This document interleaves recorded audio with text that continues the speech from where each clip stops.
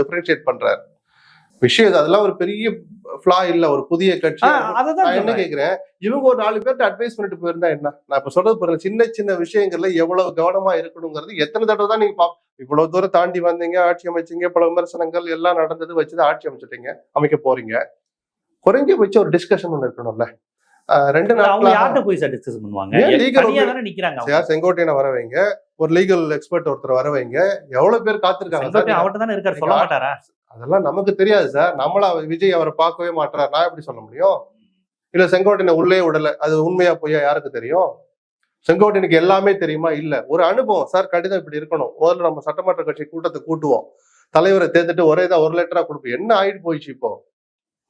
அது பெரிய சட்ட விரோதமும் அல்ல, பெரிய ஆனா நீங்க கூட்டணின்னு சொல்லி ஒரு லெட்டர் வாங்குறீங்களா, மீதியும் வாங்கி. இப்ப நான் கேட்கிறேன், இடதுசாரி இவ்வளவு தூரம் பேசுறாங்கல்ல வாய்க்கிலேயே, லெட்டர் கொடுக்குறவங்களுக்கு என்ன? இந்த கூட்டத்தை ஏன் 3 நாள் கழிச்சு நடத்துறீங்க? பதில் சொல்லுங்க. விஜயை தான் நீங்க ஆதரிக்க போறீங்க. இந்த கூட்டம் 3 நாள் கூட என்ன இல்ல சார், ஒரு 35 எம்எல்ஏக்கள் எல்லாரும் தமிழ்நாட்டுல பிற பகுதிகளில் தான் வர்றாங்க, ஒரு ஏரியால இருந்து வரணும் அப்படின்னாலே 3 நாள்ல வந்துடலாமே. ஜெயிச்சிருக்கு 2 பேரு, எதுக்காக நாட்களை கடத்துறீங்க?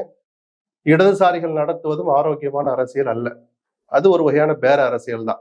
அதனால யாரு கோச்சிட்டாலும் எனக்கு அதை பத்தி கவலை இல்லை. நீங்க விஜய் ஆதரிக்கிறோம் முடிவு எடுக்கிறதுக்கு 1 நாள் போதுமா, 2 நாள் போதுமா? இத்தனை நாள் எதுக்கு நீங்க காத்திருக்கிறீங்க?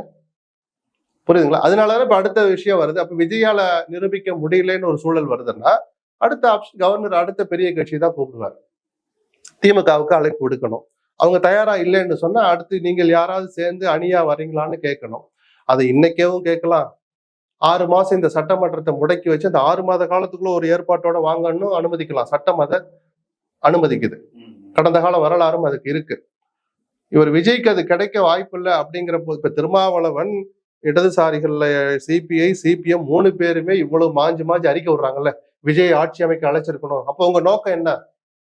விஜய் ஆதரிச்சு லெட்டர் கொடுத்துட்டா இந்த நேரம் பதவி ஏற்பு முடிஞ்சிருக்கும் சார். நேத்துக்கே நான் சொல்ல போறீங்களா, இவ்வளவு தூரம் வாய்களே ஒரு அறிக்கை விடுறீங்கல்ல, ஏன் விஜய் ஆதரிக்க மாட்டீங்க?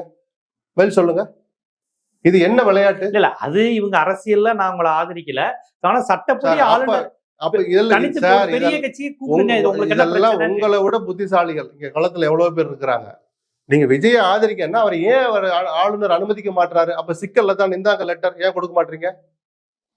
அப்போ மெஜாரிட்டி இல்ல